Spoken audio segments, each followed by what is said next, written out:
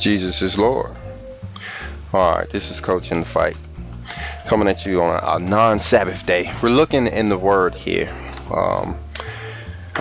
We had a bit of rain and got us out of the fields early today, so we're going to get on here and try to do some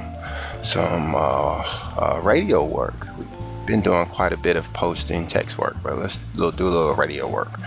Now, on this one, what we're looking at is the word idolatry used in the Bible. And I can give you the long version of how this actually took place. I was about to ask this question on Facebook.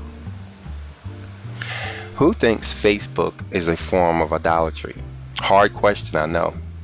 Is the use of Facebook similar to, related to, or cluttering the vision so that we cannot see real idolatry? Before we answer, let's just see what the word says about the word idolatry. Alright, and that link takes us over here. Now, I'll take that back. This is not the question I was going to ask on Facebook.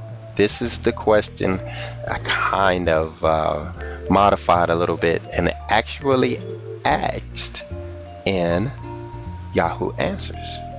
So you can see this one. Let's see. Yahoo Answers, for you guys know, it's just like turned into the well, I'll let you form your own opinion. Anyways, but what we decided to do, or what was decided for us to do, was to go in and look up the word idolatry. Before we posted a question, we said, well, we'll put up here. So the first one, the suggested result. Let's not read the suggested result, only because we end up reading it twice. It's right there. See it? Galatians 5:20. See it. All right, so let's go here. The first one is 1 Samuel 15:23. For rebellion is as the sin of witchcraft, and stubbornness is as iniquity and idolatry. Because thou hast rejected the word of the Lord, he has also rejected thee from being king. Next verse, Acts 17:16. Now while Paul waited for them at Athens, his spirit was stirred up in him when he saw the city wholly given to idolatry. Okay, now right here, okay, so this is Athens, and you have to know a little bit more than I do about the city of Athens in Acts, so I'm not going to talk about that. I'd have to do some research on that before I can speak on it. Anyway, 1 Corinthians 10:14. Wherefore, my dearly beloved, flee from idolatry. All right, so we cool. So he's saying, so far he's saying don't do it. He's saying, guys are surprised that the whole city was into idolatry. And but that one up there, 1 Samuel, is kind of important because it says stubbornness is as iniquity and idolatry. So let's go down. Okay, this is the last two. Galatians 5:20 says idolatry, witchcraft, hatred, variance, emulation, wrath, strife, sedition, heresy. See, this verse can't even stand alone, so let's go see what it says here. We're in, again, Galatians 5:19 through 21. Verse 19.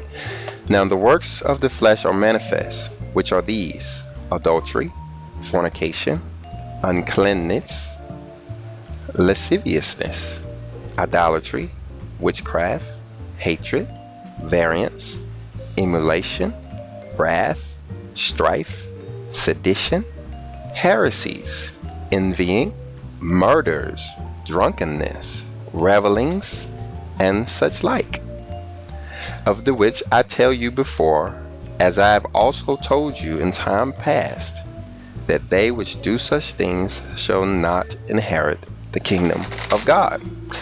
All right, cool. I think we got one more verse here. Colossians, modify therefore your members which are upon the earth, fornication, uncleanness, inordinate affection, evil conspicuousness. Oh, I messed that one up. And covetousness, which is idolatry. All right, let me practice these words because this is a very important verse to look at anyway. Let's get some help with these words. Fornication, we all think we know what that is. But this is one you need a key to, because this word has multiple meanings. It has biblical meanings. It has multiple meanings in the Bible. One is the one dealing with our human nature. This is one I just talked about. Sexual intercourse between people not married to each other. Laws forbidding adultery and fornication. Synonyms: extramarital sex, extramarital relations, adultery, infidelity, unfaithfulness, cuckoldry. Okay, that's a new word for today, cuckoldry. Alright, we ain't gonna look it up. Anyway, so there's another meaning to the word fornication, and that means the spiritual fornication, where God is our husband, or the husband of the church. He uses the word fornication several times throughout the Bible, where it would actually mean more something to the effect that we are fornicating with other gods. Like, for instance, what we do on Christmas, what we do in the springs with those bunnies and eggs, what we do on some of the other pagan holidays. We are actually fornicating with those guys. Now, I know a lot of people jump up and they say, well, I don't celebrate Christmas in that way, and you're absolutely right. You know, if you don't have the Santa Clauses, if you don't have the trees, if you're not passing out gifts and got blue and red and stuff all over the house, you basically just spending time with the Lord and recognizing His birthday or something to that effect, or something. What? Spending time with the family. You know, that's, it's a journey. It's a journey. All right. Anyway, uncleanness.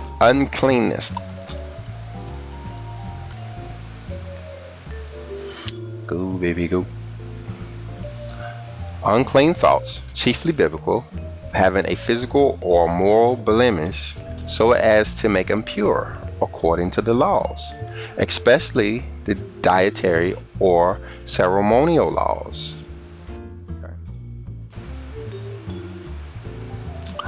It says inordinate means not within proper or reasonable limits, immoderate, excessive. Number 2 is unrestrained in conduct, feelings, etc. Number 3 is disorderly or uncontrolled. Number 4, not regulated, irregular. All right, so that's that one. And then you have affections.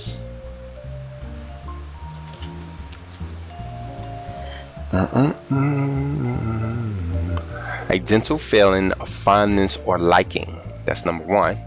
She felt affection for the wise old lady. Number 2 is the act or process of affecting or being affected. All right. So we could draw conclusions on that. What is another one? Evil conspicuousness. Concupiscence. Yeah.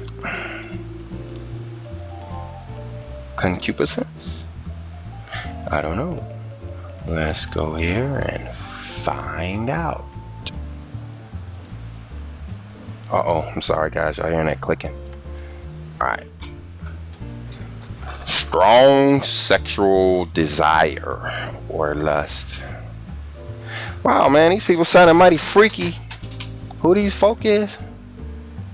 Modify therefore your members, which are upon the earth: fornication, uncleanness, inordinate affection, evil concupiscence, and covetousness, which is idolatry. Okay, so there it is. What's idolatry? There it is. Oop, there it is. Covetousness. A covetous or greedy person is an idolater, and covetousness is idolatry. I'm saying it coming from Colossians 3 verse 5. James warns that people kill and covet because they cannot have what they want.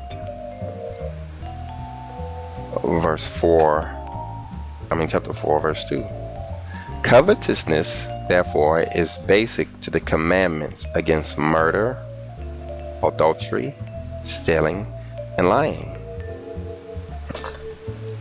Alright, this is coming from BibleStudyTools.com, dictionary covetousness.